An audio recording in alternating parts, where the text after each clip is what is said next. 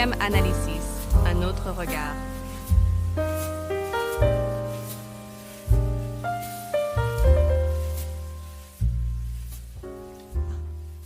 Bonjour à toutes et bonjour à tous et bienvenue dans cette nouvelle édition de JM Analysis.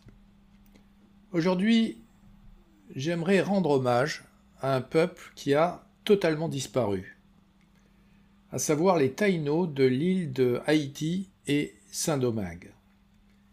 C'est un peuple qui en moins d'un siècle, à peu près, a été totalement exterminé par la colonisation que l'on appelle du doux nom en espagnol de conquista, la conquête. En 1492, alors que Colomb découvre Quisqueya, l'île qui va nous occuper, il y a de nombreux Indiens qui vivent sur ce territoire, peut-être 1 million, peut-être un peu moins. Or, en 1570, moins d'un siècle plus tard, la plupart de ces Indiens ont été décimés par les maladies, par les mauvais traitements, par des suicides de masse qui, nous, Européens, nous étonnent. Colomb va renommer cette île du nom de Hispaniola, qui signifie la petite Espagne, mais aujourd'hui nous allons, si vous voulez bien, nous intéresser à Quisqueya, c'est-à-dire à l'île telle qu'elle était nommée par ces Indiens Taïnos, et nous allons également nous intéresser à un moine franciscain qui s'appelle Ramon Panay, et qui va accompagner Christophe Colomb lors de son second voyage en 1493. Et Ramon Panay va nous faire découvrir qui étaient ces Indiens. Ce qui est extraordinaire, c'est que ce prêtre, Ramon Panay, va être chargé par Colomb d'une mission essentielle, c'est à savoir connaître ces Indiens que les Espagnols vont exterminer, découvrir ces Indiens, découvrir leurs mythes, découvrir également leur culture.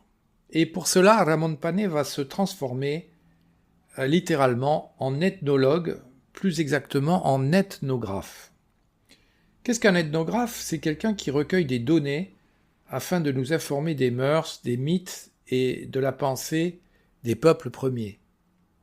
Frère Panay va s'embarquer vraisemblablement avec Colomb lors de son second voyage vers les Indes. Je rappelle que lors de son premier voyage, Colomb était parti des Canaries et s'était dirigé vers les Bahamas, vers Cuba, et a découvert Haïti. Il a laissé là-bas quelques marins, dans un fort qu'il appelle du nom de Navidad, Noël, et qui se trouve sans doute en territoire haïtien, vers un village qui s'appelle à présent Moustique. Lors de son second voyage, Colomb va partir de Cadix, en septembre 1493 et va emmener rien moins que 17 navires. Qui trouve-t-on à bord de ces navires ? Des colons, bien sûr, des représentants de l'Église et notre frère Ramon Panay, qui lui-même est un moine hiéronymite, c'est-à-dire de l'ordre de Saint-Jérôme, qui est soumis à la règle de Saint-Augustin et dont la congrégation a été fondée en Espagne au XIVe siècle. Ces moines de Saint-Jérôme ont été très présents, il faut savoir, durant la conquête de l'Hispaniola pour deux raisons. Tout d'abord, leur discrétion. Ils ne font pas ombrage, en quelque sorte, à l'action militaire, ce qui ne sera pas le cas des autres ordres, puisqu'on sait que les frères dominicains, comme Las Casas et Montesinos, se sont parfois opposés violemment aux exactions des conquistadors et de l'administration locale. La seconde raison, c'est que ces hiéronymites sont le fer de lance de l'évangélisation de l'île. Colomb présente la conquête, il ne faut pas l'oublier, comme une conquête religieuse, en allant vers les Antilles. Il ne s'agit pas simplement de ramener de l'or et des substances précieuses, il s'agit également de montrer aux souverains catholiques, notamment à Isabelle la catholique, que sa tâche est également une tâche d'évangélisation. La conquête, c'est bien sûr l'épée, mais c'est également le crucifix et l'encensoir. Il ne faut pas l'oublier. Et c'est ce qui va expliquer la présence de frère Ramon Panay aux côtés de Colomb. Colomb va mandater littéralement ce frère, ce moine, parce que Colomb veut connaître la religion de ces Indiens qu'il découvre et qui s'appelle Taínos, d'un nom indien qui signifie « homme bon ». Il faut savoir que les conquistadors, dans un esprit, on dira, de simplification et de conquête, pensent les Indiens selon deux catégories. Il y aurait les Taínos, Indiens innocents, doux et hospitaliers, et des Caraïbes, qui sont eux des Indiens pensés comme farouches et cannibales. Bien sûr, cette simplification entre les bons et les mauvais Indiens aboutit et obéit à une logique de la colonisation. S'allier dans un premier temps avec les Taínos, les choisir si possible comme alliés avant de continuer la colonisation par la force et par les armes avec des tribus plus farouches. Alors Ramon Panay a dû vivre 6 ou 7 ans sur le territoire de Haïti avant de revoir sa Castille. Et peut-être qu'il a embarqué à l'automne de l'an 1500 lors du retour catastrophique de Colomb lors de son 3e voyage. Ce qui était extraordinaire, c'est que nous avons une chance, c'est de posséder un ouvrage assez peu connu en France, de Ramon Panay, dont nous avons perdu l'original. En effet, Christophe Colomb avait demandé à Ramon Panay un rapport sur les mœurs et les coutumes des Taínos, et Panay va s'exécuter. Il va composer 26 petits chapitres, comprenant 18 feuillets, et qui s'intitule « Relations de l'histoire ancienne des Indiens », ouvrage, si vous voulez, dans lequel il décrit non seulement la vie quotidienne des Taínos, mais également leurs mythes, leurs croyances, leur façon de vivre, leur façon d'aimer et de mourir. Et je dirais que, dans cet ouvrage, nous découvrons la complexité et la beauté d'autres civilisations. Ne nous faisons pas d'illusions, ces prêtres étaient là pour évangéliser au besoin par la force, et c'est ce que dit explicitement Ramon Panay. Mais en essayant de voir des points d'ancrage possibles entre la mythologie taïno et le christianisme, Ramon Panay s'est sans doute rendu compte de la richesse de pensée de ces peuples, malheureusement déconsidérés et placés sous la tutelle cruelle des colonisateurs. Ramon Panay a peut-être transmis à Las Casas l'importance de ces découvertes, puisque l'on sait que Las Casas va rencontrer Ramon Panay en 1502. Découvrons ensemble, si vous voulez, quelques extraits de cet ouvrage qui ressemble parfois à un sauvetage culturel, même si le but de départ, nous l'avons vu, n'était que la prédication. Pour ce qui concerne les conversions, Ramon Panay va insister sur son but qui demeure l'évangélisation par le cœur ou par l'épée.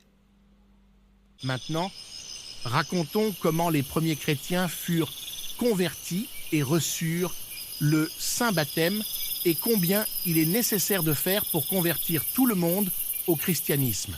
Et en vérité, l'île a grand besoin de personnes pour punir les chefs lorsqu'ils ne permettent pas à leur peuple d'entendre les choses de la sainte foi catholique et d'être instruits en elles parce qu'ils ne sont pas capables et ne savent pas comment s'y opposer. Je peux affirmer cela avec certitude parce que cela m'a coûté beaucoup d'efforts pour le savoir et je suis certain que cela sera clair d'après ce que nous avons dit jusqu'à présent. Un mot à ceux qui sont sages suffit. Les premiers chrétiens de l'île d'Hispaniola furent ceux dont nous avons parlé plus haut, c'est-à-dire Gianna Wariou, dans la famille duquel il y avait 17 personnes qui sont toutes devenues chrétiennes, dès qu'elles ont compris qu'il y a un seul Dieu qui a tout créé sans aucune autre argumentation ou controverse, parce qu'ils croient facilement. Mais avec d'autres, il faut à la fois force et intelligence, parce qu'ils ne sont pas tous pareils. Car si certains ont eu un bon début et une meilleure fin, il y en aura d'autres qui commenceront bien et ensuite se moqueront de ceux qu'on leur a enseignés. La force et la punition sont nécessaires.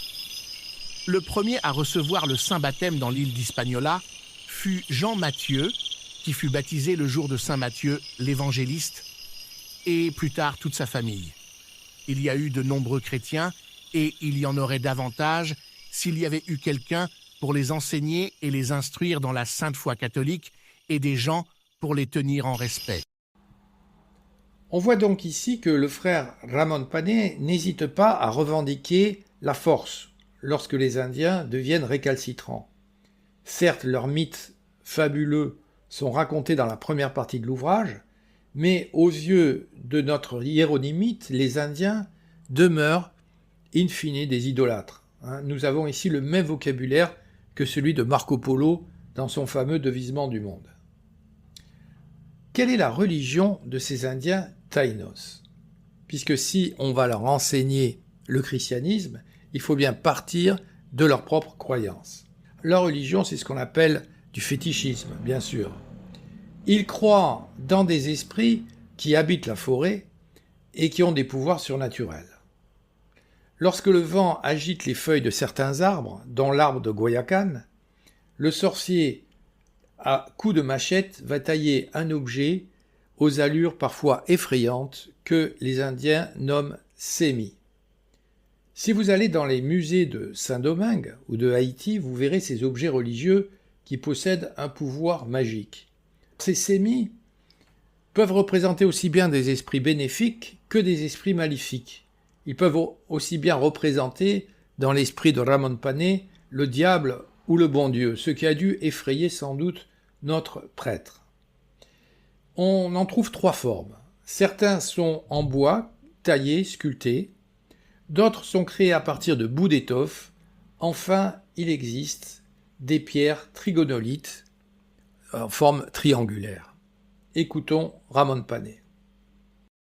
Moi, frère Roman Pan, pauvre ermite de l'ordre de Saint-Jérôme, j'écris, par ordre de l'illustre seigneur amiral et vice-roi, gouverneur des îles et de la terre ferme des Indes, ce que j'ai pu apprendre et savoir de la croyance et de l'idolâtrie des Indiens, comme aussi ceux qui a rapport à leur Dieu, de quoi je traiterai maintenant dans le présent écrit, chacun en adorant les idoles qu'ils ont chez eux, appelés semi-textes de Ramon Pan. Les caciques ont trois pierres dans lesquelles eux et leur peuple ont une grande dévotion. L'une est favorable aux moissons et aux légumes, l'autre à l'accouchement des femmes et la troisième pour obtenir de l'eau et du soleil au besoin. Texte de Fernando Colón. Alors que retenir de ces textes si rares et si peu lus? Voilà deux points essentiels. Premièrement, l'importance de l'ethnologie dans la découverte de ces premières peuplades. Découvrir de nouvelles civilisations va nous dévoiler d'autres visages de l'humanité, notamment d'autres modes de production, comme disent les économistes, d'autres croyances, comme le fétichisme, d'autres mœurs. En effet, les Espagnols recherchaient visiblement de l'or, alors que les Indiens, eux, avaient d'autres valeurs. Le père Las Casas va insister d'ailleurs sur ces points, notamment sur la cupidité des conquistadors. Les Taïnos, il faut le savoir, valorisaient énormément le groupe familial, le groupe tribal, les réunions, à l'intérieur du bohio, qui était une cabane qui avait une forme circulaire, qui était construite en bois, en paille et souvent dépourvue de fenêtres. Une civilisation, en quelque sorte, totalement à l'opposé de ce que les Occidentaux apportent. Les Taïnos apprécient les réunions familiales, les divertissements, une sorte de farniente.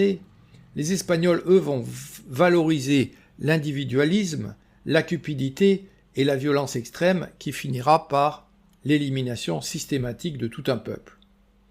Il ne faut pas oublier d'ailleurs que Colomb pense, pour financer ses voyages, à organiser un commerce d'esclaves indiens de grande ampleur, proposition qui sera rejetée par les rois catholiques.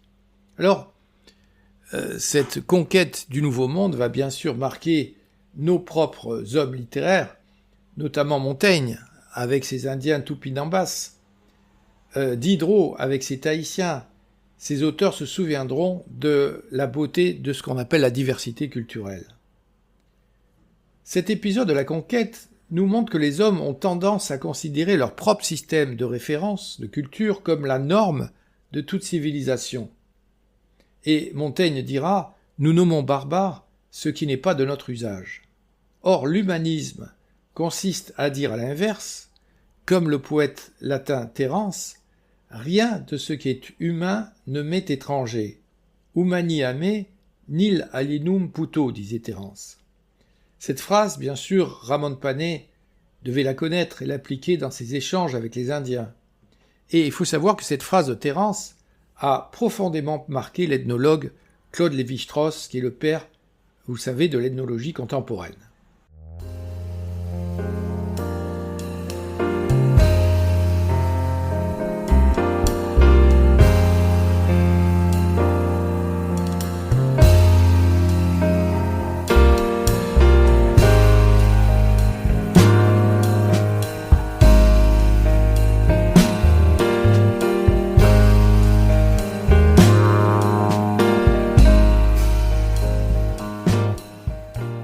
Deuxième enseignement de cet épisode de la conquête et de l'élimination des Taïnos, c'est le rôle crucial des religions.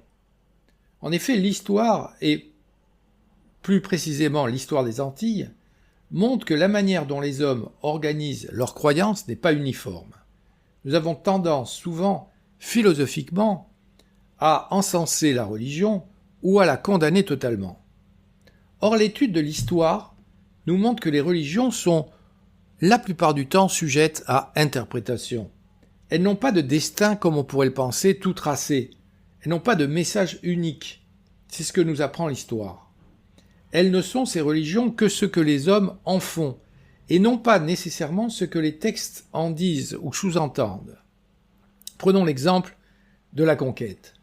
Certains religieux catholiques, espagnols, comme Sepúlveda, dans la fameuse controverse de Valladolid, ont soutenu la colonisation et la violence de la conquête en transformant l'Indien en être inachevé, incomplet, tout en s'appuyant sur des textes d'Aristote. Inversement, d'autres religieux comme Montesinos, comme Las Casas, au nom de la même religion, ont défendu les Indiens et combattu les abus du système des encomiendas, c'est-à-dire un système où les terres et les Indiens étaient injustement distribués aux colons. Si la foi peut aveugler, il ne faut pas oublier que parfois elle peut sauver. Et c'est la raison pour laquelle il est bon d'ouvrir des ouvrages d'histoire et d'ethnologie. Donc, chers auditeurs, si vous visitez l'île de Saint-Domingue pendant vos vacances, sortez du club méditerranéen, ayez une pensée pour les Taïnos, pour ce peuple courageux qui a été décimé pour avoir vu le monde différemment. Pensez notamment aux grands chefs rebelles taïnos, comme le chef taïno Caonabao, Henriquillo ou Atuey. Atuey notamment qui mériterait une émission particulière et qui a courageusement défié l'Espagne catholique et qui est aujourd'hui considéré comme un héros à Cuba.